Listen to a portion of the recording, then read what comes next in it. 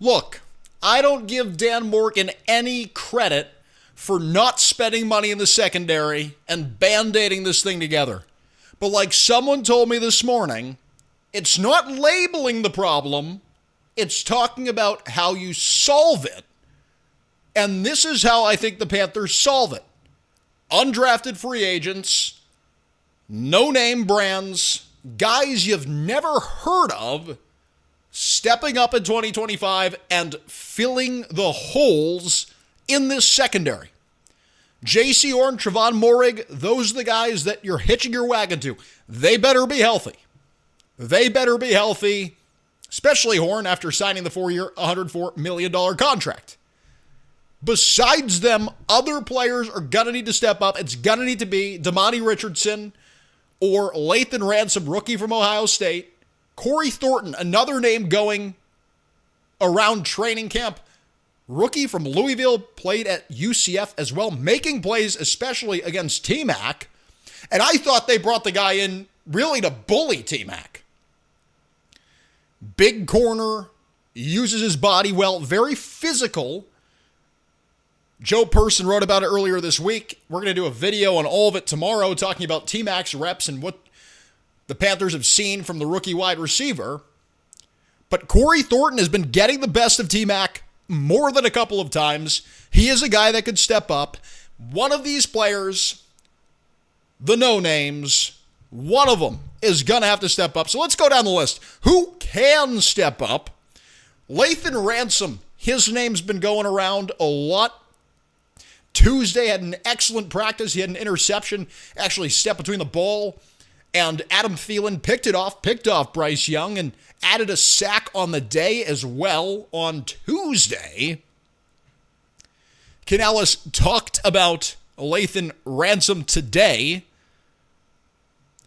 and the whole premise of what he was saying and the questions reporters were asking centered around, and they have centered around this, which is, do the Panthers plan on doing more? Like, you have Lathan Ransom, you have Demani Richardson. Who knows what they are? Dan Morgan said it a couple weeks ago. They're content. There's answers on the roster. That's the takeaway. This is what Canales said today of the rookie safety.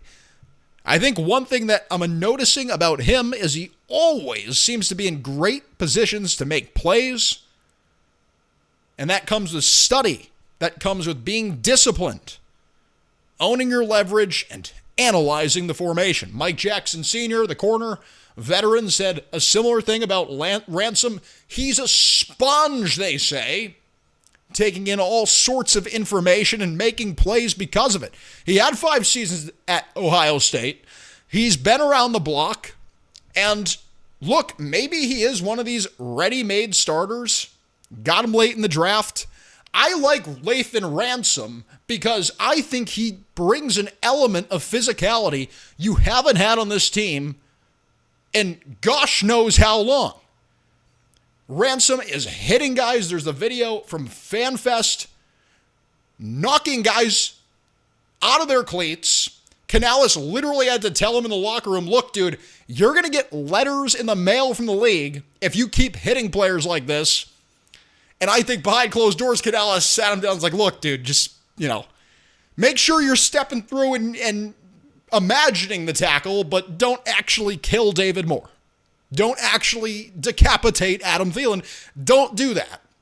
But I like the edge.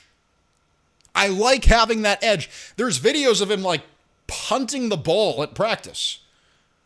Like, they make a play and he punts the ball. I'm not saying they should be getting personal fouls and all that, but there's a line. It's a thin line. It's like comedy. You cross that line and people get offended and you get fined and canceled and all that. You need to find that line, though, because that's where the real juice is. And if Lathan Ransom is on that line, I think he intimidates people. It's enough fear in the competition. And I think it's generally good for this room. I think it adds presence. I think it instills fear in opposing wide receivers. And you signed Moerhig for this reason. Moerhig's another big hitter. Heck, he could play linebacker. You could put him in the nickel. He's one of these new age safeties. Ransom is similar. You need a guy who lays the wood. You also need a center fielder. They're not going to have that this year. And the complexion of this roster is you have a lot of players who are being put into positions where it might not be a perfect fit for their skill set. It might not even be what the team needs. You look at Baltimore, they have the most matured, just excellent secondary group. They've got a little bit of everything. They have a true slot guy. They have Wiggins, Alexander, and Humphrey in the corner room. It's like they have an answer for every look that an offense can give them. The Panthers aren't like that. The roster doesn't have that level of talent. Instead, it's piecing this together with the players that you have, and you don't have that deep center fielder, that guy who goes 45 yards off the line of scrimmage, and no one is throwing over the top on. They're never getting by that guy. The Panthers don't have a safety like that. They have a bunch of heavy hitters, but use that to your strength. And if the answer is Lathan Ransom stepping up, adding energy, he's got tons of it, to the secondary, I like it. I like it a lot. Here's another player that I think, based on the reports, reminds me of Jalen Coker last year. Jalen Coker busts onto the scene, undrafted free agent from Worcester, Massachusetts, Holy Cross alum. All of a sudden, he's turning heads. The Panthers made a pretty substantial investment in him. Other teams were in on Coker. That's why they had to give him an unprecedented contract in 2024 to attract the undrafted free agent wide receiver and bring him home to Charlotte. Cory Thornton was linked to the Cowboys. Teams were thinking of drafting him. 6'1", big physical corner, playmaker in college, 6 picks at good programs. We're talking UCF, we're talking Louisville, good programs. And now he's popping off. And he's doing it against T-Mac. That's the double-edged sword. It's like you have this undrafted free agent corner who looks really good, but like he's jamming and pressing your 8th overall pick wide receiver. So take that how you will, but Canales on Cory Thornton, he's earned reps based on the spring. He is where he's supposed to be, clued into our calls, and then making plays on the ball. Poetry from Dave Canales. He keeps showing up long and heavy.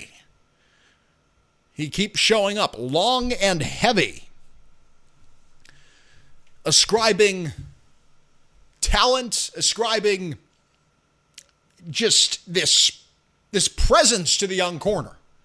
And I think between Ransom, between Thornton, Jaycee Horn, similar mold, you have these big physical corners. And I said it last week. I go, it kind of reminds me of Seattle back in the day where you have the Legion of Boom. And they did have Earl Thomas, who I think is just generationally good safety. But bear with me here. Big physical, Cam Chancellor type, Richard Sherman. They had Brandon Browner back in the day. These big physical corners that just, the receivers get tired. Like, to go consecutively against these corners wears you down. And I think they're doing something similar in Carolina. I think Canales has a lot of input into how the sausage is made. As a receivers coach historically, an offensive coordinator, who he knows how to get in these receivers' heads. And especially you're trying to do it without a ton of talent. You're trying to do it without spending money, letting Julian Blackmon go to New Orleans on a 1-year, $3.17 million deal, letting Jair Alexander to go to Baltimore without even making an offer. You're going to need guys like this to step up in atypical ways. Finally, this guy, I'm going to spend a little less time on him, Chal Smith-Wade. He's a name you've heard of made a big interception against the Buccaneers last year. Charles Smith-Wade, they're so high on this guy. Dan Morgan is talking about getting Smith-Wade on the field more. He thrives in the nickel. He played outside in college, but the Panthers GM thinks he can do it all in 2025. You need a true cornerback 2 behind Jaycee Horn. I don't think it's going to be Cory Thornton. I think the odds of that are low. Can he contribute? Sure. Is he a cornerback 2? Probably not. Someone needs to step up and be that true cornerback 2. The threshold of that is this is a guy who would be a low-end cornerback 1. If he was on the worst team in football, he'd be their best corner. Charles Smith-Wade, if he can take a step forward, and they're talking about him doing that. Maybe it's all mass psychosis, and maybe everyone in Panthers training camp is just high on all these secondary players. Lathan Ransom is Earl Thomas. Charles Smith-Wade is Darrelle Revis, and maybe we're all just being completely led by the blind here. But I think there's merit to the idea that one of these guys is going to step up. And personally, I feel it will happen. Now, who's going to do it? I don't know. I think Charles Smith-Wade has a little higher odds. He has the proven ability. Lathan Ransom, rookie. Cory Thornton, undrafted, rookie. What are the odds they fill those shoes? And if they don't, you're going to hear about it on the tone. Julian Blackmon, 1 year, $3.17 million guaranteed in New Orleans. You could have had him. And this whole developmental mindset they're talking about, you can develop the team and have talented players. You can have undrafted rookies in starting roles, displacing veterans. It's healthy. These guys are athletes. They're competitors. No, they don't want to sit on the bench, but they also see an emerging star. And they say, all right, well, he's better than me. And I'm not working hard enough, and I can control some of the situation and try to get him on the bench. You can have it both ways. You don't need to avoid signing players to develop the franchise. That's ridiculous. We're not going to have that on this program, but we have faith in some of these young rookies in Carolina. Thank you for tuning in. Shorter episodes this week, but we're coming back on Thursday with another episode, and then also on Saturday, mega episode, breaking down that Browns game. Thank you for tuning in. This is